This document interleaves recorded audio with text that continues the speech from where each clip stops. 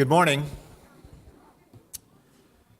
Thank you everybody for joining us today. I've brought to Joe's attention that it's chilly in the room, so he's trying to find the building manager to sort of get the heat up. It's at 60 degrees right now, and the reason I can tell it's so chilly is my glasses are fogging up when I have my mask on because it's pretty cold. So I apologize for that. This is, for those of you that are new to the EPN, this is not typical. The building is an energy efficient building, but it's not meant to be energy efficient through not having a lot of warmth. So apologize for the inconvenience.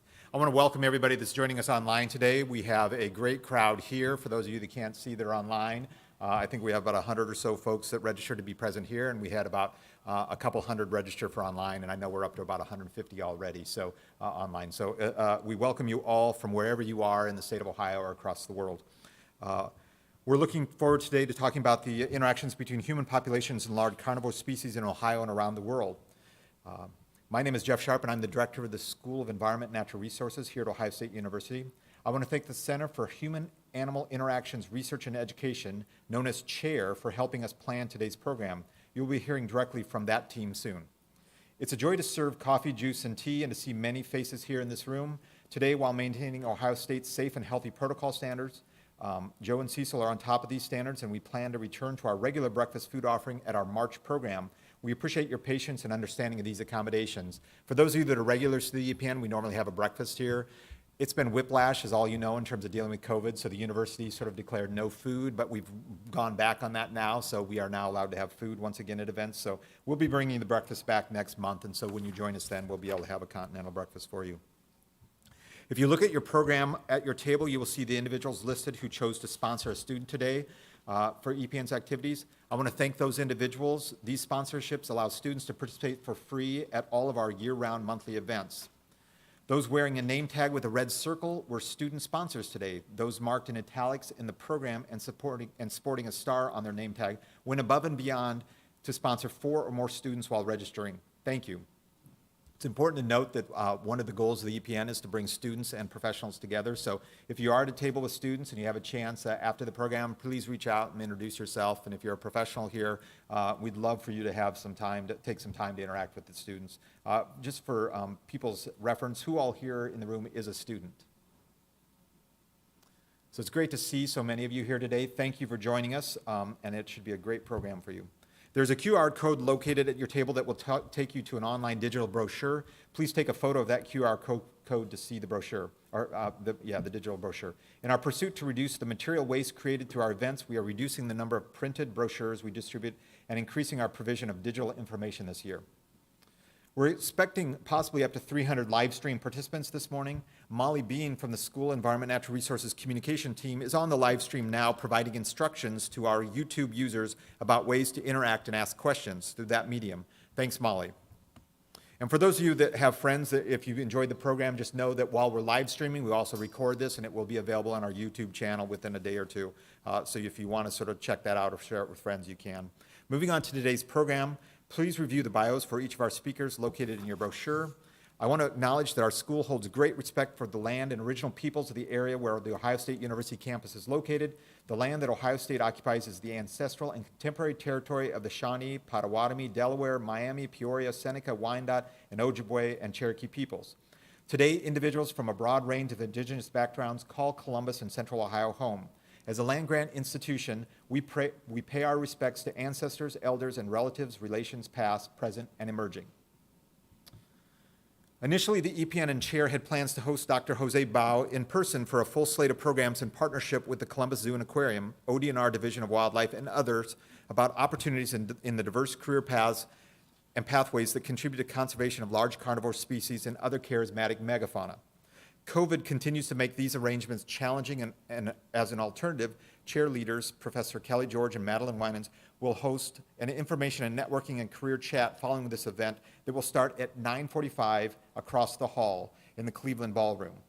That informal meeting is an in-person only event and will last until around 10:15. Students and young professionals are highly encouraged to join if you are available. In addition to his virtual remarks this morning, Dr. Bao will be presenting again later this week to our Ohio State community on Thursday afternoon through a publicly available research seminar series. That 1-hour session will focus in depth on his research methods and implications on global and local scales of his work. Details to join that program remotely are in the brochure. Much closer to home, today marks, to our knowledge, the first official presentation by Dr. Tom Schmid, the new Columbus Zoo and Aquarium President and CEO to the Ohio State and EPN communities. We're delighted to have Tom here. Thank you, Tom, for making time to visit with us today, and we are excited to welcome you to our community. Looking forward to hearing your remarks soon. Before I hand the program over to Madeline Winans, I want to make a plug for the 2022 Ohio Woodlands Water and Wildlife Conference that is set for Wednesday, March 2nd in Mansfield, Ohio. There are information flyers available in the registration area, and you can learn more at woodlandstewards.osu.edu. Our school appreciates our connection with the many wildlife stakeholders and organizations throughout the state of Ohio. On that note, I think the seed for this program I wanted to share germinated about a year ago, so I'm just planting a seed for you all if you want to sort of see a future program. This year's program, we think, was seeded when school alum and current ODNR Ohio Wildlife Officer Jade Heitzer reached out to Joe about setting up an EPN program topic on carnivores and conservation. This led to a conversation with Jeremy Bruscotter, chair, and the EPN, and here we are. Jade, thanks for the idea, and we hope you made it literally or you're online joining us today. Let's start today's event. Our digital brochure features complete bios for each of today's speakers. I'm going to introduce now Madeline, who's our program coordinator for Ohio State Center for Human and Animal Interaction Research and Education. Madeline.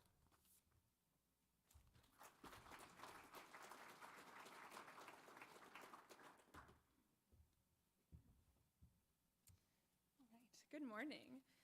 My name is Madeline Winans, and I am the program coordinator for the Center for Human-Animal Interactions, Research, and Education here at The Ohio State University.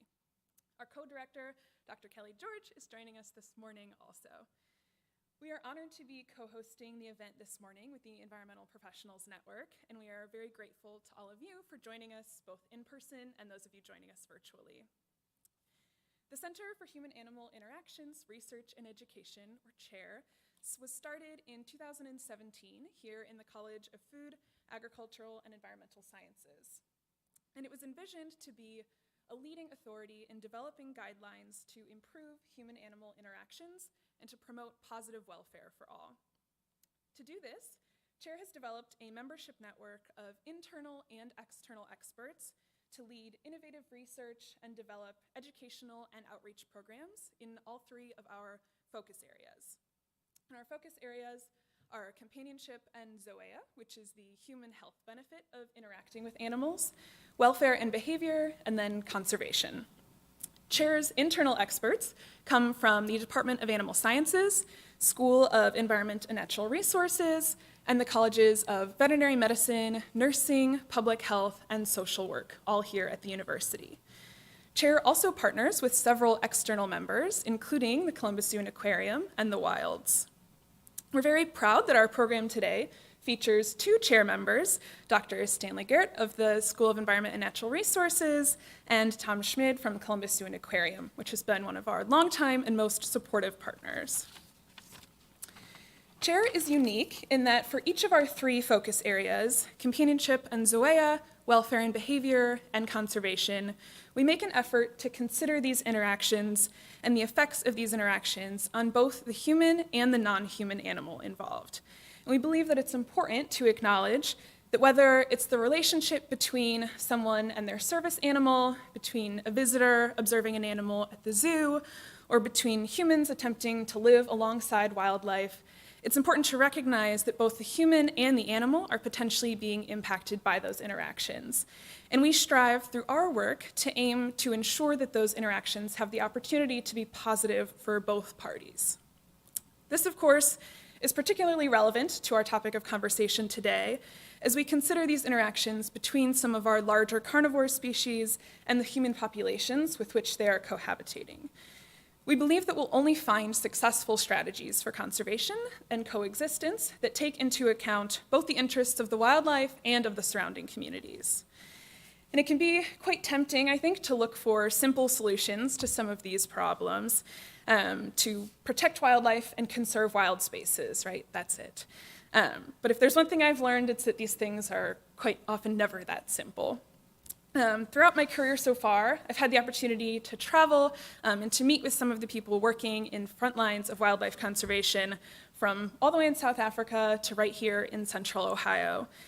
And each of these times, I've been struck not only by the immense passion of the folks working in the fields of conservation, but also the immensity of the challenges that we're facing, right? As human populations are growing and requiring more resources than ever, and habitat for wildlife is shrinking and becoming more and more fragmented. I think it's important we recognize that these challenges that we're facing with human-wildlife interactions are often deeply rooted in complex situations that require nuance and careful consideration to find real practical solutions. And while I recognize that that can sound quite daunting, and I find myself sometimes intimidated by these issues we're faced with in conservation, I do think it presents us with a wonderfully unique opportunity for creative collaboration to be addressing some of these challenges. And I think events like this, where we have an impressive lineup of guest speakers for you today, and as well as an impressive audience who's clearly interested and engaged with the topic, gives me good hope that we are on the right track in this area. And you'll see from our lineup of speakers today, excuse me, that this work doesn't exist in a vacuum, and these challenges won't be solved by a single entity or a single organization or a single approach. Finding innovative solutions includes experts approaching the same central topic, in this case, this human-carnivore coexistence, from several different perspectives. You'll see today's program alone features academic researchers with backgrounds in both social and biological sciences, as well as representatives of zoological institutions who are often highly involved in conservation efforts. And in fact, with Columbus Zoo as one of our longtime partners, chairs had the opportunity to collaborate with them on several projects related to animal welfare, behavior, and conservation.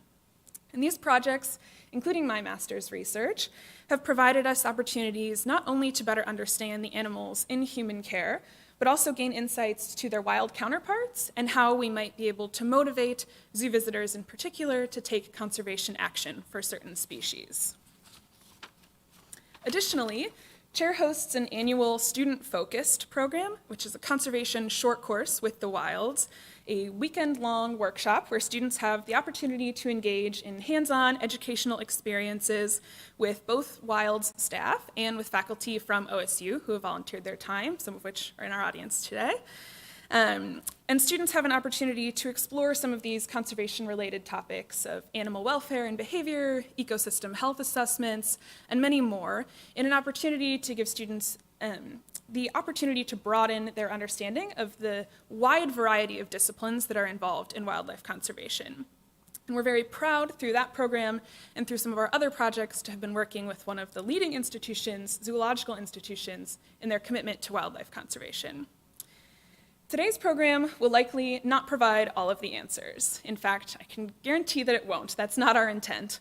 Our intent, rather, is that we hope this will provide you a glimpse into just a few of the individuals and organizations who are working in this space and some of the ideas and ideologies involved. As I alluded to, there are a great many other organizations and individuals working in this field and doing impressive work in this field, and we hope that today's presentation will encourage you to explore and engage deeper with this topic. So on behalf of Chair, I want to thank the EPN for inviting us to collaborate on today's program, and thank you all for attending this morning in person and virtually. And with that, I am honored to introduce the first of our guests today, the President and CEO of the Columbus Zoo and Aquarium, Mr. Tom Schmid.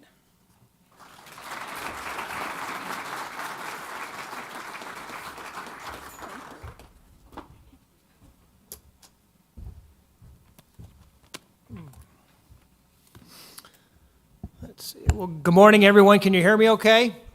This was my feeble attempt to show some Buckeye pride. It was the closest thing I had in my closet for that. So thanks so much for this opportunity this morning. When I was first approached by Dr. Sharp to make this presentation, I was a little intimidated. My understanding of human-animal interaction, particularly as it relates to carnivores, was pretty limited. So I'm a marine biologist. I have traditionally focused more on piscivorous carnivores. So, but once we had a chance to talk a little bit, and we thought it might be more appropriate if I just shared a little bit about some of the conservation work we do at the zoo. I'll touch a little bit on my career path, and then a little bit on what we're going to focus on in the future. So just again, excited to be here, and so you saw my bio, probably just a little more information on that. I grew up in South Florida, spent a lot of my time in, on, or under seawater, and early inspirations Flipper. So I had a 13-foot Boston whaler, just like the kid in Flipper. Some of you who are my age might remember the movie Blue Water, White Death. That sort of sparked my fascination with sharks. And ultimately, I'd probably Jacques Cousteau as well. And so I kind of thought from early on that I wanted to be a marine biologist. When I was in graduate school, I began to focus more on age and growth of elasmobranch fishes and looking at the bioenergetics. And so that led to an opportunity at SeaWorld to help manage their shark collection and do some captive research on some of the shark populations that we had there. It was a great experience. Learned a lot about exhibit design, informal education. We got a chance to do some field work in the Bahamas. That originally was going to be a one-year break between master's and PhD. So thank you for the honorary doctorate. I don't have that. I ended up not going to PhD school and ended up staying at SeaWorld for about 6 years. And that was a pretty fundamental shift in my career trajectory. And so left SeaWorld to join a sort of a new startup in Norfolk, Virginia that was creating kind of a hybrid maritime museum, aquarium, and science center in downtown Norfolk. Did that for a few years and then was recruited to join the team in Texas as the director of animal husbandry for the Texas State Aquarium. Then I got promoted to the COO and CEO, and that was a great opportunity. I spent over 20 years there. We grew that facility from one of the smallest regional aquariums to the 7th largest aquarium in the nation. And again, just a great opportunity. We launched a wildlife rescue program. And a bit of career advice, though, for all of you who are in the science fields. If you have an opportunity, take a business class, take a management class, take a finance class. You'll thank me later.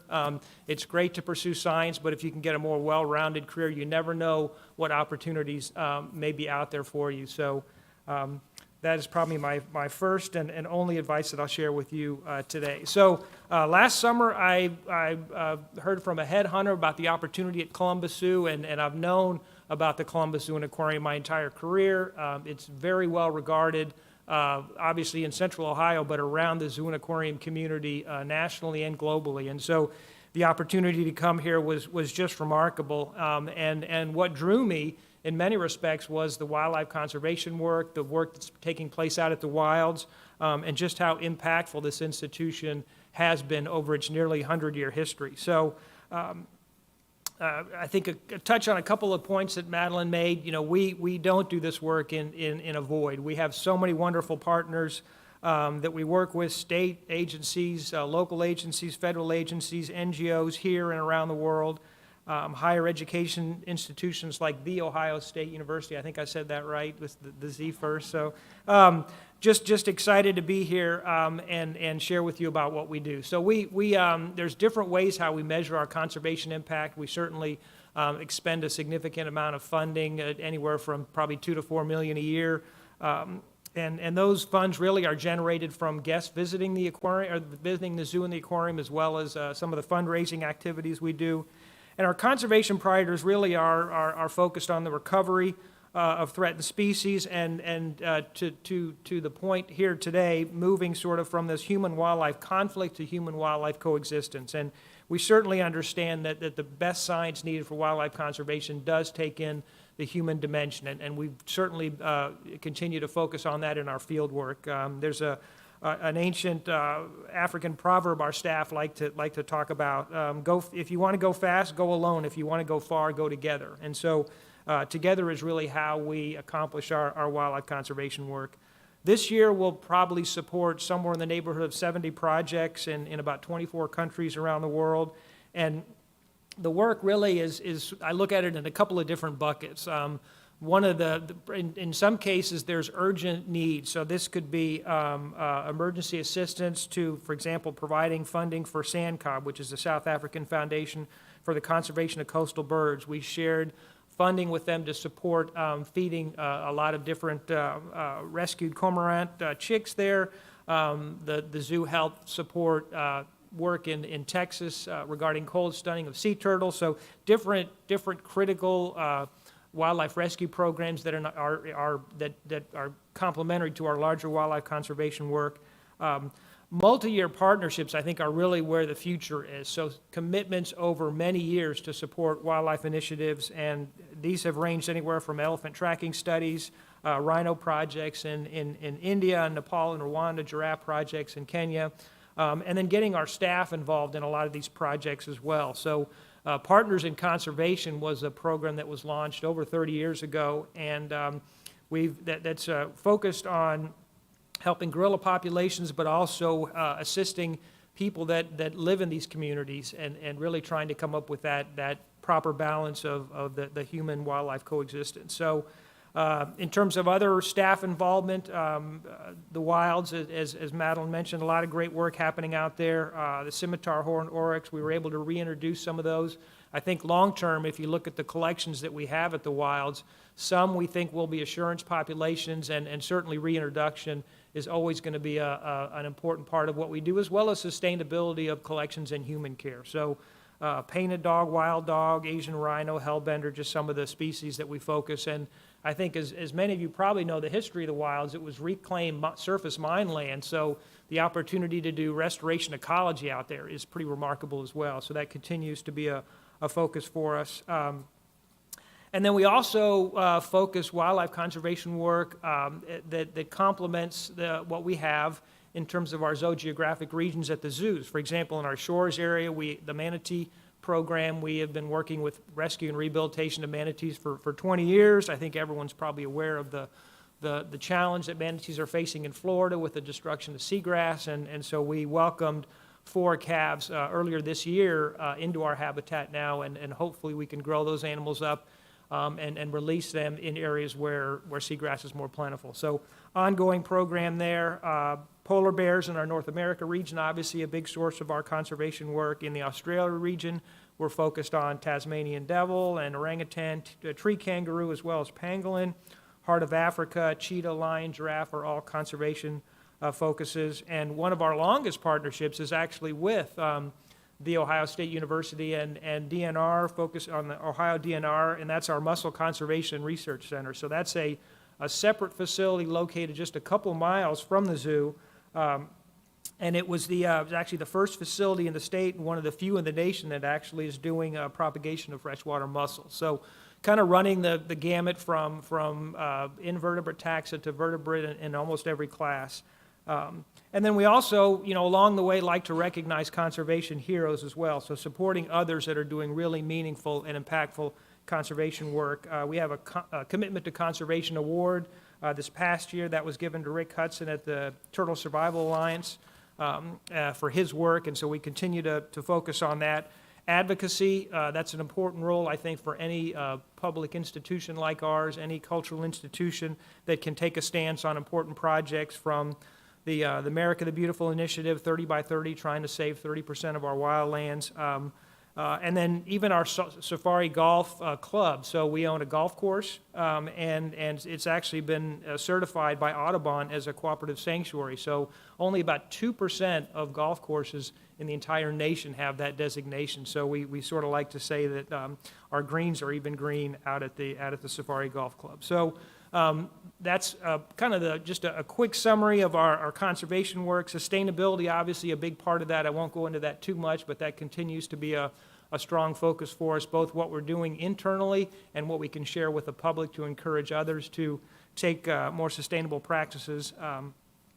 And so I do want to touch on just kind of the evolution, I think, which I think is interesting, that zoos and aquariums have gone through over the last number of decades. I mentioned Columbus Zoo will be celebrating our 100th centennial in about 4 or 5 years, and if you think about where zoos and aquariums started, they were largely entertainment facilities where people came in just to look at animals for recreation, and then we realized that sort of the next big shift was really repositioning zoos and aquariums as informal learning centers, informal education centers, environmental education centers, and I think the thought, and Madeline touched on this too, was that if we can engage people with animals, if we can create empathy for the wild, that will lead to behavior change that will ultimately support wildlife conservation. but I think everyone in this room knows how difficult that is. And so that can't be the only reason why we have animals in zoos. And so I think the final iteration that many institutions have moved into over the last, probably more so in the last 20 to 25 years, was instead of viewing the Columbus Zoo as a zoo and aquarium that happens to do wildlife conservation work, that we're a wildlife conservation organization that manages a zoo, a golf course, and a wildlife conservation center. So that shift, I think, is important, and it's important for a couple of reasons. So the ultimate, as I shared with you, that, you know, getting folks engaged, having empathy for the animals. A family comes to the zoo, they learn something about a species that compels them to take a positive change, make a positive change in their behavior to help the environment. That's the ultimate goal, but we also realize that doesn't always happen, and that's difficult sometimes to accomplish. So we actually take a portion of every ticket that we sell, every membership that we sell, every retail sales interaction, and that helps fund our conservation work, so that even that family that comes to the zoo, even if they don't change their behavior, if they don't learn anything, they're still helping wildlife conservation just by simply coming to the zoo. So that to me is sort of the final iteration of where we are. And if we can do that every day, and we do that every day, then we can achieve our mission. So looking to the future, as I mentioned, you know, multi-year conservation partnerships, I think, are really important, building our in-house capacity, and really choosing what species that we can be most impactful with. So we had an interesting discussion on a national level with some of our colleagues years ago, and like Columbus Zoo, like a lot of facilities, grant program, lots of smaller grants to lots of species and lots of countries around the world. Impactful work, certainly making a difference.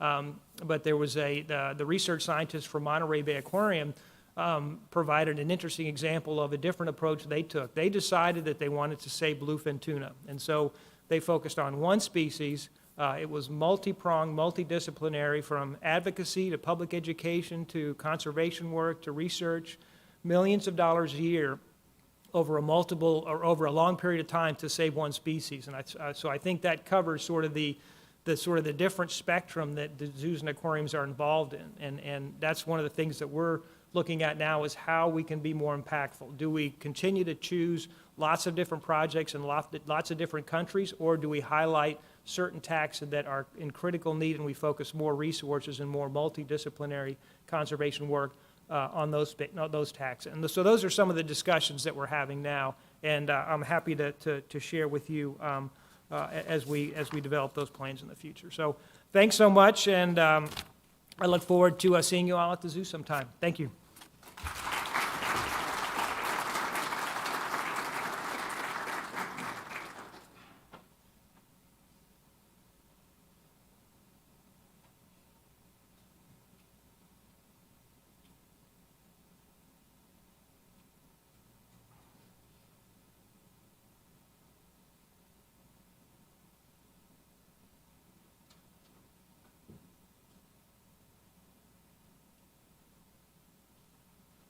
Jose's signing on to Zoom.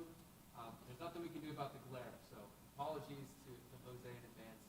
If anyone has any clever ideas, we can stack up enough jackets or something to cover up the sun.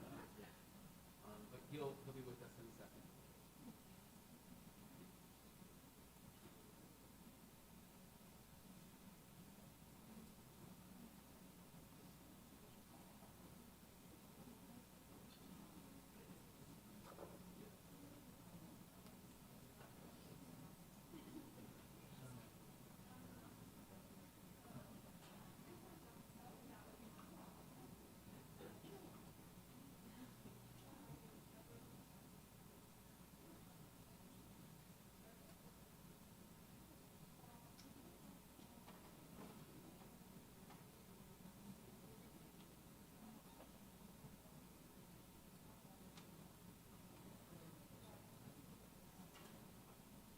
Hello, can you hear me?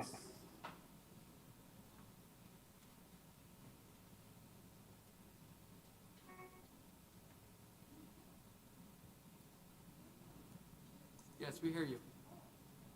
Okay, good. So, well, thank you very much for this opportunity.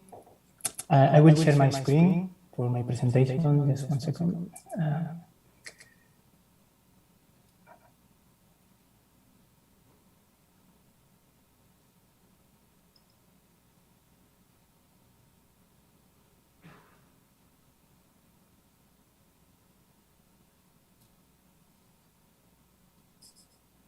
Okay.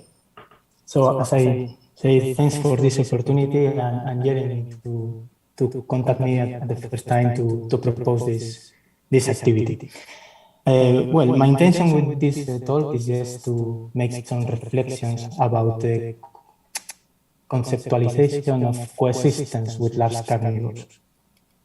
I work on the other side, probably in many contexts are different to the contexts that you are more used to in the US. And I think that this can bring some interesting ideas to you and your debates. Well, my starting point is based on one of the greatest debates over how to conserve nature in the last decades. Many of you are probably familiar with the sparing versus sharing debate. And we have to go back to the 70s when Norman Borlaug proposed for the first time that we should spare some land intended as a high yield agriculture and spare other lands just to preserve nature.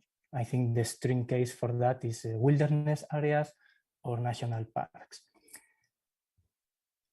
If we go for the land sharing view, at the end, it's just, it can be summarized as the integration of nature conservation across different multi-use landscapes. And if we go to large carnivores, we have termed this as a landscape of coexistence between humans, human activities, and large carnivores. So we bring from that debate in agriculture to our arena for large carnivore coexistence, the land sharing views in our areas. As we define coexistence, the lasting persistence of self-sustaining large carnivore populations in human-dominated ecosystems, which means that large carnivores will persist in the landscape without any human activity, like reinforcing the population, reintroducing again large carnivores, etc. So for us, when these conditions are met, we establish that this area is an area of coexistence between large carnivores and humans.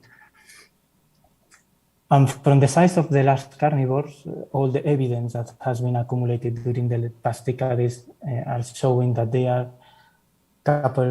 have remarkable capabilities to adapt to human-dominated landscape, human-dominated ecosystems.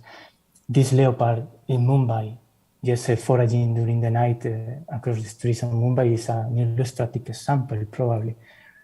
But we can go higher in the size of the large carnivore, and the last estimate in 2018 in India about the tiger population, they estimate more or less that approximately 34% of the population were outside of protected areas in India.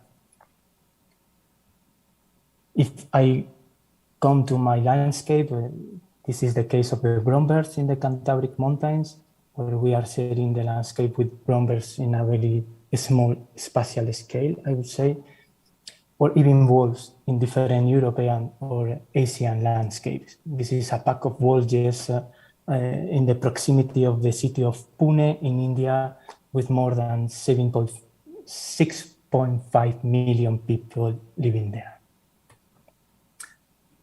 In Europe at this moment, wolves are in all the mainland European countries. The last country was Belgium 2 years ago, where the wolves arrived, and now we even have a wolf pack breeding there. And this slide is just to illustrate this ability of wolves to persist in human-dominated landscapes, when you can see for different areas where we have been studying not only the wolf presence, but wolf reproduction, the presence of breeding packs at different human population densities. Of course, if you look to Alaska, you will notice that the human population density is very low, right? But I call your attention to some European countries like Greece or Italy or Sweden even, or Slovenia. But I call your attention to India, where there are areas with more than 400 people per kilometer square where wolves are persisting in that landscape. And if you look to this fragmented landscape, yes, agriculture, agroecosystem, or the name you want to term this, a priori this looks like this is not a place for large carnivores. But here you have a wolf pack that is breeding one of the wolves that we have colored here. And you can spot this cluster of 210 positions is just showing the place where the pack was placed in the den site, but you can see that they are moving around. And Germany is a very good example of these capabilities by some large carnivore species to adapt to living with us. No? All the blue polygons are breeding packs, actually in Germany. And it's an amazing example of the capacity of recovery of wolves, because since the early 2000s, the population has been increasing on average 36% annual increase over time. But yes, the US is a very good example of the potential for some large carnivores like wolves to occupy new territories. But I must say that they are not new territories. They are the historical range of the species. And all these red dots illustrating when a dispersal wolf ends from the journey that the animal was having during the dispersal phase is showing that this potential is not a short spatial scale. No? Large carnivores, from my opinion, they have a very good advantage for coexisting with us, that they are generalist. So they can get some refuge, food for any human dominant landscape that we can imagine. So at the end, the fact that they are generalist is an advantage for them. Of course, there are some consequences. They can reduce the movements, they can become more nocturnal animals, and this can have an additional consequence. For example, they can shift the diet or something like that. It's important to evaluate all these potential consequences of coexisting with us. And more important is to understand what are the consequences at the terms of the fitness of the species that will determine the persistence in the landscape. And of course, some species also shown an amazing adaptation depending on the context. And again, the wolves are a very good example. What we have learned from the places that the wolves select to breed is that in general, they will avoid humans to set the den site where they will have the pups. But depending on the context, this selection will be different. On the right, you can see how wolves from Eurasia are more sensitive to direct vulnerability than wolves in North America. And wolves in Eurasia, because we are in a more crowded landscape with more people, highest density of human population, they tend to be more sensitive and select positively some remoteness, some areas that are more difficult for humans to access on a small scale. So the challenge is not from the side of the large carnivores, the challenge is from the side of humans. And I highlight these three concepts. The challenge to me remains in if we can visualize coexistent landscapes, if we can accept these scenarios, and if we can adapt to this non-predator free landscape anymore. And I will spend some minutes on this visualization. I will say that to me, it's influenced by different processes. If you look to this graph, you can have the starting point, which is the historical abundance of large carnivores in any landscape. For decades, we have been having a high pressure on the populations, so we can reduce the populations. Some of them are close to extinction, actually. And at the time that we enact some conservation laws and we change our attitudes or tolerance towards the presence of these species, some populations have started to recover, right? If we frame the situation that we cannot share the landscape with large carnivores, well, maybe the maximum that we can reach is all this blue polygon that I'm on the bottom of the graph. But if we visualize some landscape of coexistence, where we can share the landscape with this species, we can go even higher in the population recovery, right?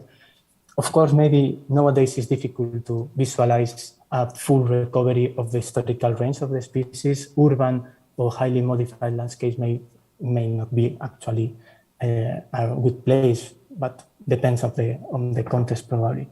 But I wanted to call your attention of this historical refuge concept and the shy wildlife selected, because I think that these two processes has influence of our perception on how we coexist, or if we can coexist with wildlife like large carnivores. Comparative example, on the right you have Europe, on the left you have the lower 48 in the US. If we talk about the size, Europe is half less the size of the lower 48, but we have more than double the human population density. And in 2010, 2014, more or less, when we made this comparison, in the US there were about 6,000 wolves, more or less, and in Europe we have the double. And what is important to note is that 90% of the wolf population in Europe is persisting outside protected areas. And of course, if I ask North American conservation professionals about the efficacy of established wilderness protected areas for large carnivores, as you can see at the bottom of this slide, they will agree that it's more effective as a conservation tool than European conservation professionals. And this is probably just a consequence that we are from two different contexts where large carnivores and humans have been coexistent in a different way. But it has consequence, like this process of shifting baselines about the place for large carnivores. Because if we forget how was the historical distribution of the species, then sometimes it's difficult to adapt to new situations when these species are recovering. And an illustrative example to me, again, is the situation in the US. This map is compiling all the gray wolf habitat that has been models that has been done in the US in the past years. If these studies would have used the situation of the species in the 70s, like it's in Minnesota, in this small portion of Minnesota, maybe in Michigan as well, I'm not sure, the model would have produced a different result about what is the potential for wolf recovery, the habitat potential for wolves in the US. But I think that all these models, sometimes I'm not sure if they were predicting the potential of the recovery of the species, or they were just predicting similar areas where the species were restricted in this historical refuge that I mentioned before. So if we model the potential of recovery of one large carnivore species, and if we use only the data from the minimum of the population, of course we will produce a biased view of what is the real potential for the species to recolonize, to recover the landscape. And of course, it's only this slide to remember that in the past, the wolves were almost everywhere in the US. In the case of Ohio, I was just searching for some information, but it's not clear where was the limit between one or the other species, but at the end, they were wolves. So my concern is that all these habitat potential studies, etc., can have an impact on the general perception about the place for large carnivores. And I will add another concern, that is the increased visibility that when you have a recovery large carnivore population in human dominant landscape can produce on people. This is, from a biological point of view, is called the Scheibel continuum. And the idea more or less is illustrated with these deers here, when the first animals that are removed are the bold individuals, those that can be more close to humans, for example. And when you restrict the distribution of a large carnivore at the end in remoteness areas, in wilderness areas, many times you are selecting shy individuals. And when the population starts to recover, what is happening is that different personalities from the population start to emerge again. And among them, we will have more bold animals. And suddenly we can have a wolf just sit down in the street, just looking to us, and we consider that this is not normal. But it is probably only related that our expectations of what is a normal behavior are not satisfied. But probably for the wolf, it's just that it's a curious animal. So I think this is also impacting on how we visualize coexistence scenarios with large carnivores. So at the end, to me, as the first step, we should frame this species just non-special fauna in human-dominant ecosystems. And of course, it requires different adaptations from our side. Some adaptations can be identified at the level of society. Some adaptations are required at the level of institutions or even some interest group, farmers, for example, and mitigation of conflicts, damage prevention measures, etc. But in general, altogether, it's just a legitimizing coexistence approach. One example, it can be India, which in the last National Wildlife Action Plan, they shift the paradigm from all conservation models, just focus on protected areas, to a landscape level conservation approach. And I think that this approach for species like large carnivores with huge spatial requirements, where connectivity is very important, is probably more appropriate nowadays. And we can go to the Midwest of the US, because more or less, if I'm not wrong, 5% of the land in the Midwest of the US is public. So if we limit the recovery of some species like wolves just to public lands, protected areas, or wilderness, we are limiting dramatically the recovery potential of these species. Así es. Muchas gracias.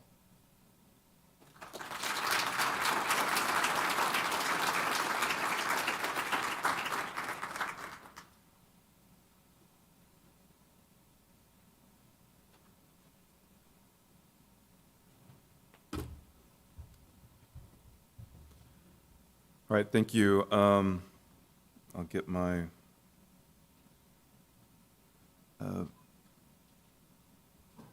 program up here.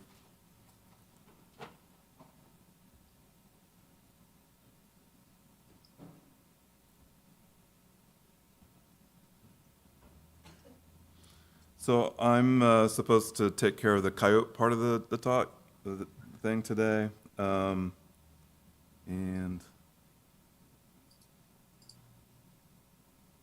why can't I do this?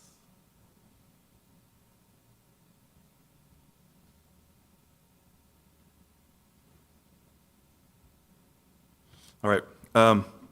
So what I'm going to do today is share with you a little bit of the research that we're doing with coyotes, but also I'm going to try and make the case that coyotes, in my view, are considered at the low end of the continuum of large carnivores. And there's important features that are associated with that.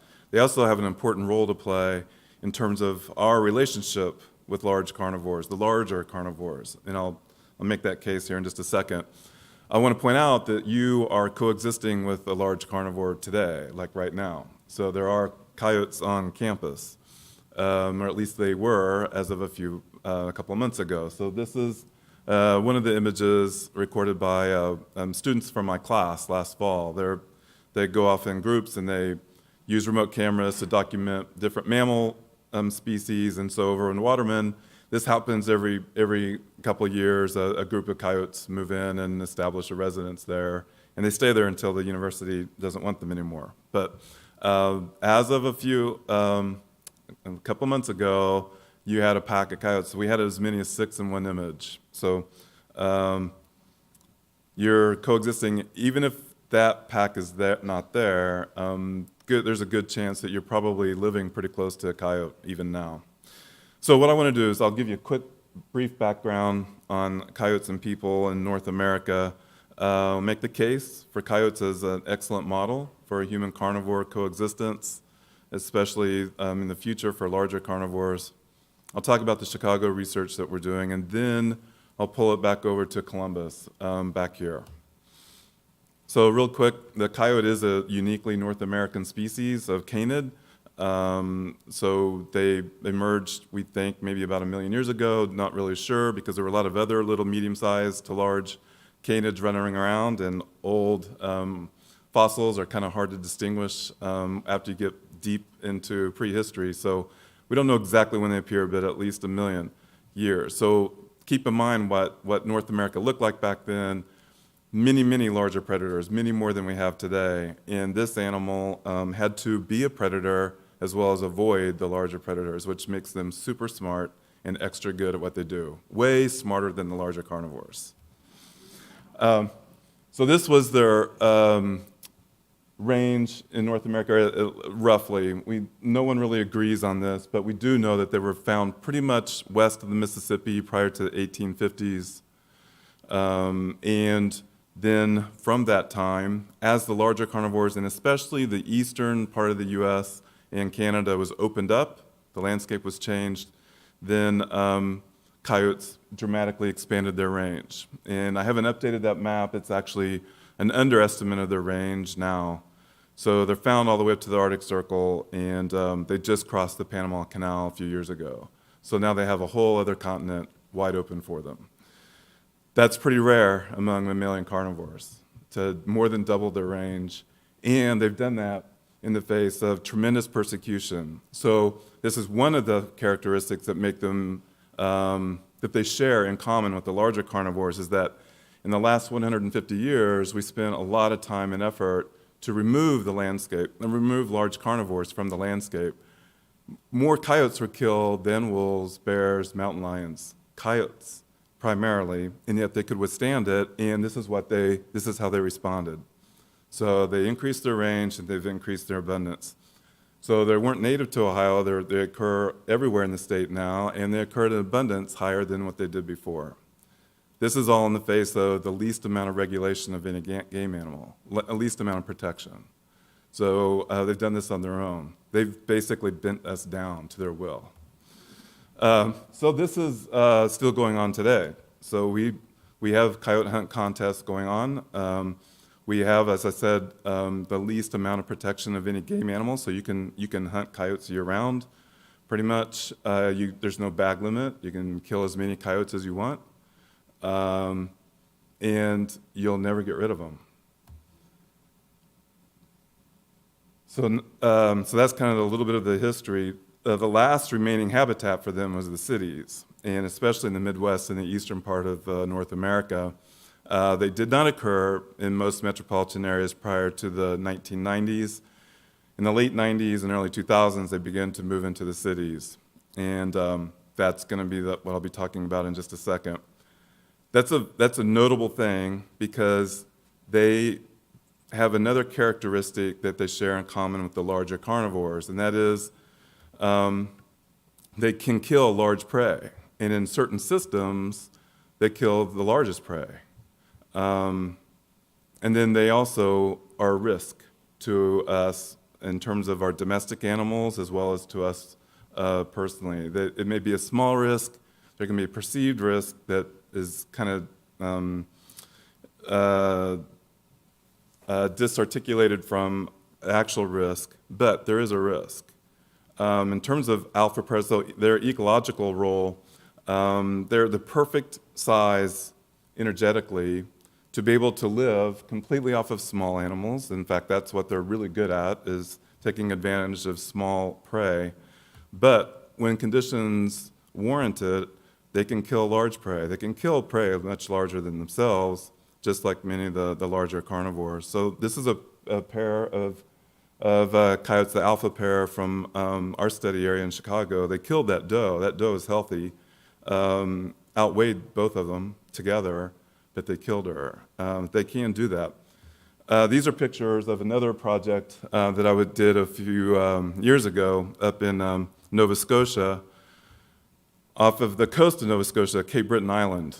If you're not familiar with that, that's in a very remote area, very, very challenging conditions there. Coyotes were not native there. They made their way to the island. And in Cape Breton Highlands National Park, there's been a number of cases of coyotes attacking people. Some of the things going on there is unheard of. And unfortunately, there was a fatality there. And in fact, that was the reason for the research that I did there. And so we radiocollared those animals. One of the surprising things we found was that they kill moose there. In fact, moose is their primary diet item. So that's a picture of me holding the hind end of a moose that they actually did track and take down and kill. They're the same animals that we have here. They're not any bigger. They're not any more ferocious. They don't occur in any bigger packs. But when conditions are right and they know what they're doing, they can take down really large prey. So ecologically, they're similar to larger carnivores when they want to be. And again, they carry that risk. That's the baggage that large carnivores carry with us, that we have a perceived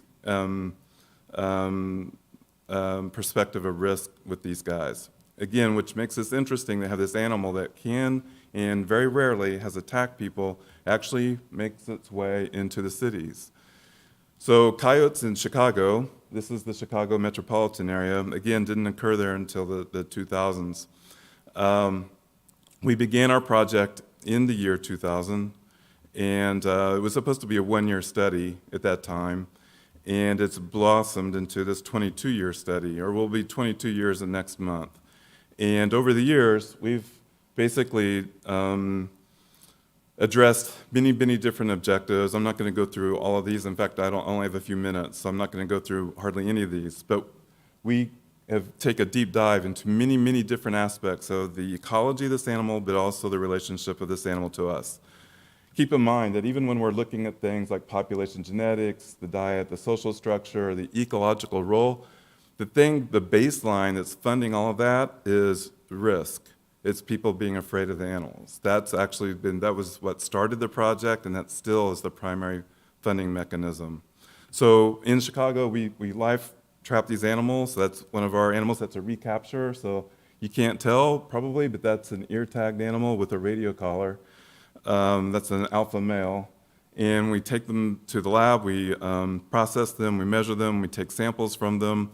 We learn a lot from these animals. We collect whiskers for their diet. We can track their diet during the growth of the whisker, so that gives us about 4 months of diet from these animals. We collect blood for disease work as well as genetic work, so we know the genetic relationships of these animals. And then we ear tag them and we radio collar them so we can track them to see how they respond to us. We also go into the dens each year and we microchip the pups so that we can understand their relationships and their dispersal patterns and that type of thing. So that's kind of the background behind what we do. So over this time, we've captured and marked over almost 1,400 animals and radio collared about 700, or a little over 700. So it's the largest study of this kind. We did capture 2 dogs and 2 humans. That was in the early years, before we knew what we were doing. I have to admit those were my traps that caught those. And then just a couple of quick stories, and then I'll move over to Columbus. So this is coyote number 1. She was the one that started off the whole study. This is me recapturing her 10 years later. We were fortunate enough to track her for 10 years, actually 12 years. This was me capturing her at the 10th year. And she taught us a lot, her and all of her people, all of her population. She lived for 10 years in this area. This is just outside of O'Hare, the airport. And so this is a completely developed landscape. She lived for over a decade with people without a conflict. And this is her mate. She only mated with a single male her whole life. These coyotes are extremely monogamous. That's Melonhead right there because of his big head. He was the same way. So they were able to coexist with people, and they do this in a variety of different ways. Mainly they become nocturnal, so they avoid us. This is actually Coyote 573 in a documentary. So again, restricting their activities at night when there's a lot of human development, and then even then, being very careful to avoid people as much as possible. They usually avoid people's yards except when they leave food out for them inadvertently. And you'll notice that there's a cat in the window watching that. And then what we didn't realize, the last 10 years of the study, we've really been focused on the urban core. We thought that there would be limits to where these animals could live, that we thought they needed great big green spaces and protection from people.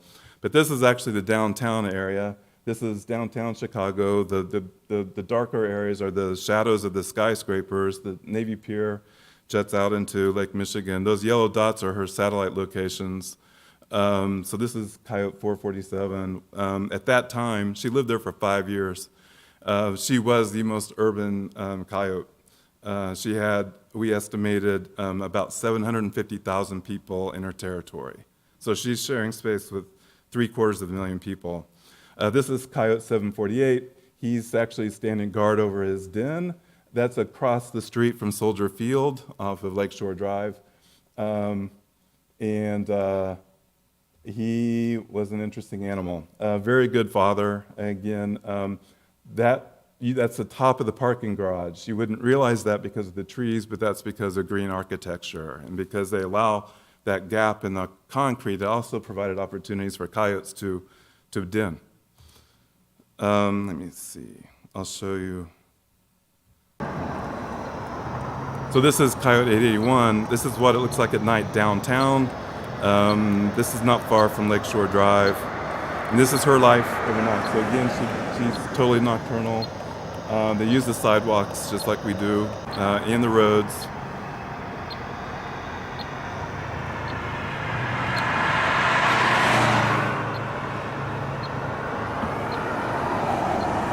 And she was a mother, so she was an alpha female with her mate, and we were able to, she lived on the north side of Chicago for at least 3 years. I always wonder what people think when they're stopped at a stoplight. And there's a coyote passing them by there.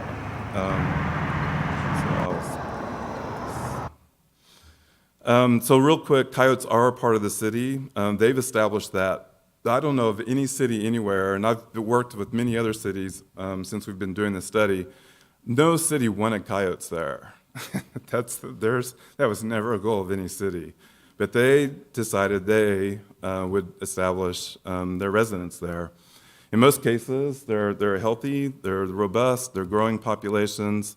In the vast majority, and this gets back to the original objective, the vast majority of these coyotes cause no problems. There's no conflicts with them. One of the things that we're studying now is, are we changing coyotes in these urban systems? Do they change them physically, physiologically, or behaviorally? So we're looking at all three of those, and I don't have time to go through all of that. But real quick, we're looking at coyote personalities, their behavior. I can tell you physically, we know that there is a change. So they're larger in the city than they are in rural areas. So whether that's just a function of really good life in the city, which the life is good, or whether there's an actual adaptation to being larger, we're not sure. Behaviorally, we're trying to look at this because this is important for conflict, and especially as you have additional generations growing in cities or occurring in cities. Ashley and Katie are two PhD students who are looking at behavior, trying to look at personalities for these animals.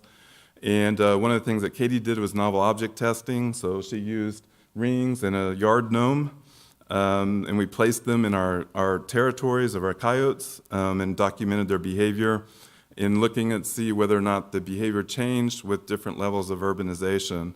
So that's a coyote encountering the infamous yard gnome. Here's one. This is very atypical. So this is an example of bold behavior. So it's sniffing and then marking the yard gnome, which we don't like because then we have to get rid of that yard gnome or wash it or something. one of the outcomes of that is that we didn't realize that we have things in common with coyotes. So people are also fascinated with yard gnomes. And it turns out that, I'm simplifying this quite a bit, but we do have examples of, there's a much higher percentage or proportion of bold animals in the city.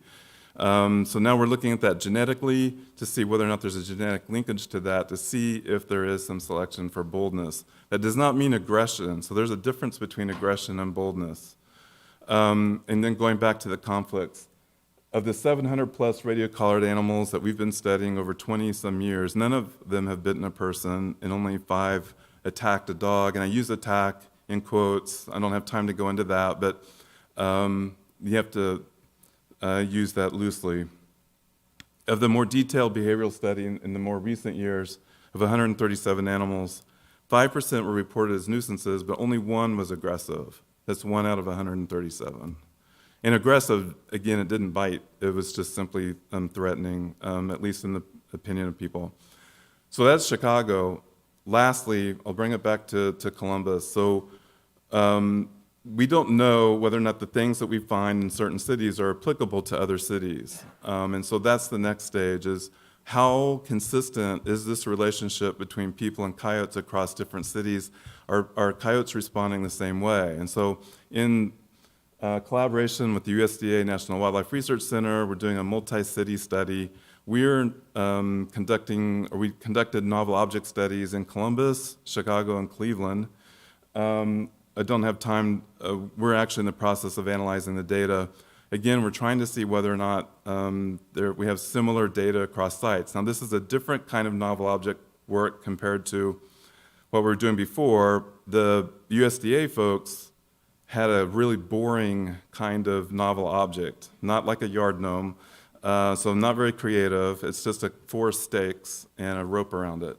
But we used that, and it was important to use a standardized system. And so I'll show you what that looks like, and that'll be the last thing, and I'll shut up. So this is, I want to show you, okay. So this is the 4 posts. It was a novel object. And so this is going to be a coyote coming in, and we do have a higher visitation rate of the Chicago animals than in other cities. We're currently looking to see whether or not they're more bold or not. This is a fairly inquisitive, somewhat bold behavior. This is a coyote walking in and sniffing every single post. So that's Chicago. That's kind of what we're trying to measure. This is Columbus. So this is one of our sites over here. And you can see the coyote over in the left. This is typical for Columbus coyotes. So only 25% of our sites have been visited at all, but this animal has no use for that novel object. So that's what we call neophobic. And in fact, it changes its direction and goes back. That would be very common.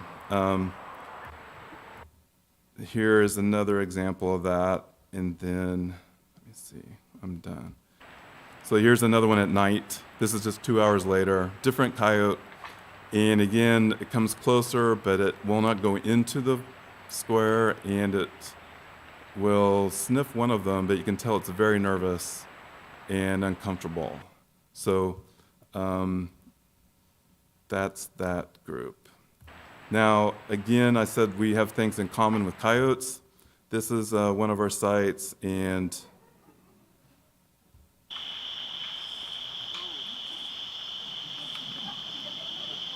We got somebody's trap right here. Huh? We got a trap right here. they think it's a trap. Watch out. Don't get caught in this trap.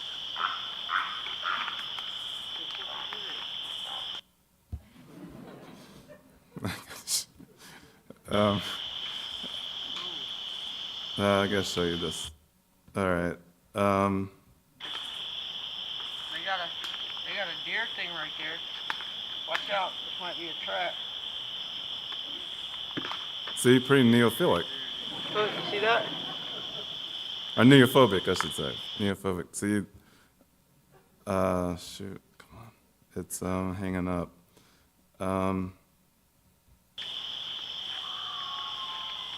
I'm gonna say hi. Hello.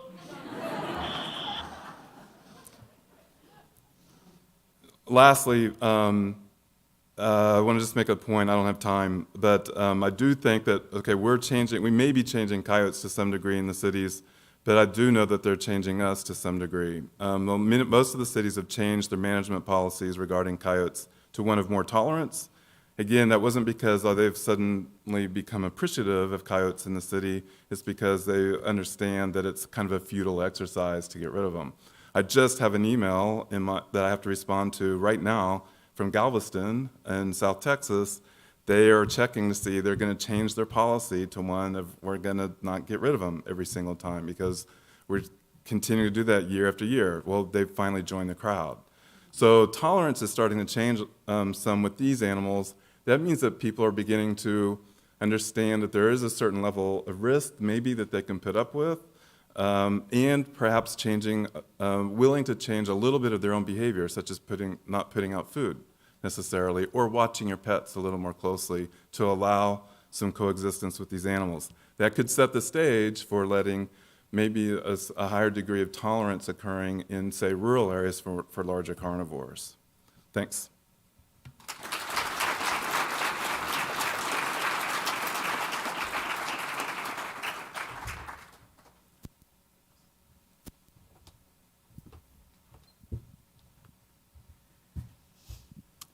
Okay, thank you, everyone. So we are going to get started with our Q&A portion.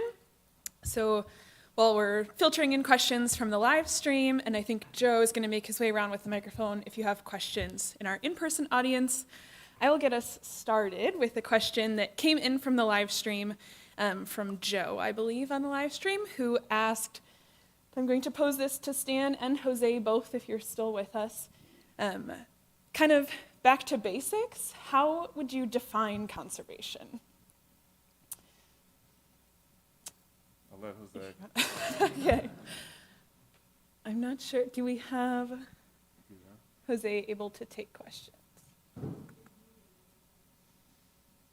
If you have something you'd like to add while Jose comes back. How would you define conservation? How do I define conservation? Well, I believe it's the sustainable use or a protection, depending on what kind of resources you're talking about, or what kind of object or value that you're trying to perpetuate. So you want to continue, you want to save it, to protect it when necessary, and sustain it if you want to try and use it. Awesome. Thank you. And then, do we have a question? Yeah, we have a few questions from the live stream, but I'll start with Ray Johnson, who just wants some general advice on how to talk to friends and neighbors on how to dispel fears and myths that coyotes are here to stay. How to dispel fears and myths about coyotes? I think the major thing is that people have this, again, it's trying to understand what's the real risk versus the perceived risk of coyotes. So trying to educate them that actually the risk is extremely low, and it can be even lower when people just make small, again, adjustments in terms of their behavior. Most of the conflicts that we've had over in Chicago, in most other cities, are all usually caused by people, usually feeding them.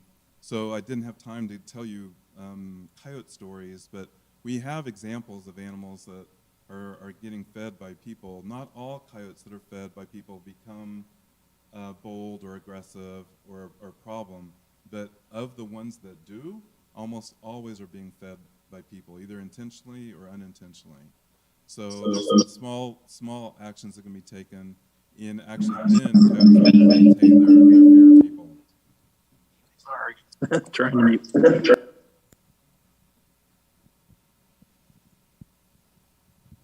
Okay, thanks, Dan. So we have a question for Tom. The question is from Katie Phillips.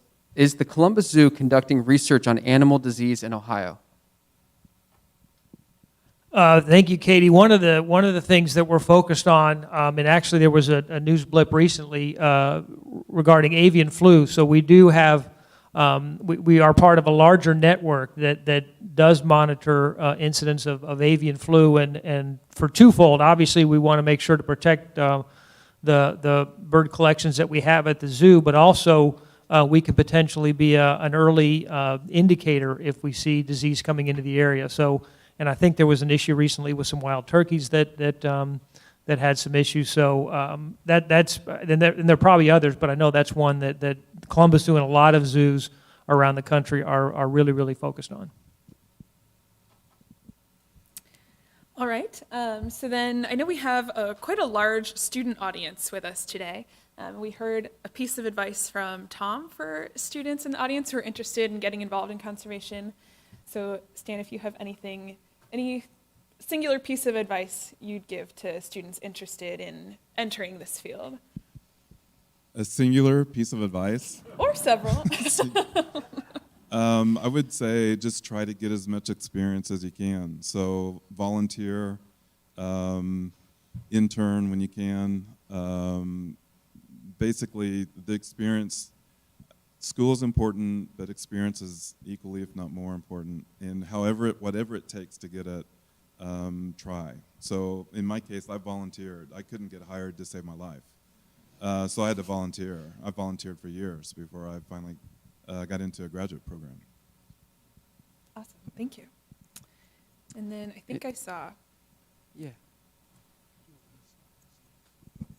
Could you comment on the impact of the rapid expansion of coyotes on other species, like on fox, and is it a concern? Right. So the question about the consequences, I guess, or the impacts of the success of coyotes as they've increased their range and increased their numbers. So on other wildlife. Foxes have definitely taken a hit. So within the canid world, and in fact the larger carnivore world, you have a hierarchy of dominance, and so the larger carnivore limits the smaller carnivore, especially the one that immediately below it. So wolves limit coyotes, and coyotes limit foxes. And as coyotes have become very common and very abundant, and especially as they've kind of filled up a lot of the landscape, they've reduce the amount of space for foxes to be able to live. Both gray and red foxes have shown a decline.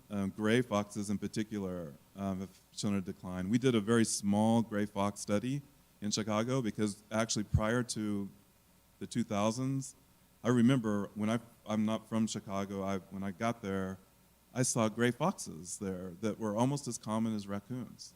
It was unbelievable. And then just in the span of a few years, once coyotes showed up, the gray foxes disappeared. So I do believe that there's other things that are responsible for the limitations of the foxes. So what we found was that distemper is another cause, and that's actually not coming from coyotes. That's probably coming from raccoons. But coyotes definitely play a role. They also have limited woodchucks. So some people are unhappy about that. Some people are okay. If you're a golf course owner or a cemetery person, you're okay with that. The woodchucks have declined somewhat because of that. But then we have also shown that some of the overabundant species, such as Canada geese, have slowed their growth because of coyotes. And in some areas where white-tailed deer have become overabundant, coyotes can help slow their growth as well because they are very, very effective fawn predators. Awesome. Okay, I think that is all for our time for our question and answer portion. So thank you very much, and I believe Jeff Sharp's coming back for you. Great. Thank you, everyone. Thank you, Madeline, Stan, Jose, and Tom. As is our tradition at the EPN, we want to recognize you with a certificate of appreciation. I left it at my table over there, but we'll hand it out. For those of you that have been longtime members, you'll recall that we've always given out this certificate with frames, but because of the several month-long supply chain shortage impacting our university suppliers, we've had to cut back, and all we have is a paper certificate without the frame, so apologize for that. These are direct knowledge, your work in helping us learn about the world around us. Jose will be sending you an electronic version of that later today. Please check out the content in your program for details of recent and upcoming EPN events. Like I said, this program will be available on our YouTube channel. I encourage you to check that out. Also, there'll be other opportunities to interact with Dr. Bao via the research seminar he'll be delivering in the school on Thursday, so you can see with the program about that. Also, I want to remind folks that Madeline will be sticking around for a career conversation next door here with students and young professionals. That starts in about 10 minutes across the hall. Professor Kelly George from Ohio State Animal Sciences will also be speaking in that session. Tom and Stan, I look forward to seeing you at 2 local places that I truly love to be at, the zoo and in Cotman Hall. And I've got to get up to Chicago and check this all out too. We've been talking about that for years, and I just haven't gotten up there. So it's wonderful to have these great resources amongst us. This has been a very educational program for me, and I really appreciate the opportunity to sort of learn from such wise members of our community. I do want to bring to your attention that the March 22nd EPN event is coming up. Last year, the United Nations put out a global call for community leaders to step out and ask what water access means to their friends and neighbors. We're fortunate that some folks in our community stepped forward. Dr. Ramiro Berardo and Kirk Mason, a professional filmmaker, have put together a program that they're going to be sharing with us that'll be asking water utility managers, experts, and advocates in communities, big and small, urban and rural, about the challenges of water affordability. That has resulted in a video called And Water for All, an educational documentary examining the opportunities and challenges that government and non-governmental entities are facing today to secure clean and affordable water. That event will be included along with the Water Management Association of Ohio and Ohio Water Resources Center. We'll be co-hosting that. It's designed for a public audience as well, and so we encourage you all to participate in that. If you'd like to learn more about future programs, go to epn.osu.edu and find out. We've got a great program coming up. Our signature Earth Day event is April 20th, and we're excited to bring you a great program there about dynamic, complex actions that we can take to address climate change with a panel of premier national speakers. That'll include the CEO of the Nature Conservancy as a keynote, Jennifer Morris, Ohio State President Johnson, and other special guests. So check that out. That'll be April 20th. That's our annual Earth Day event. It'll actually be over at the Ohio Union. So those of you who've been with us before, that's oftentimes a great event, and we love to see you all there. What a great program. Appreciate your time. Appreciate everybody's patience. Apologize for a little bit of the chill in the room, and go forth and have a great day. Thank you.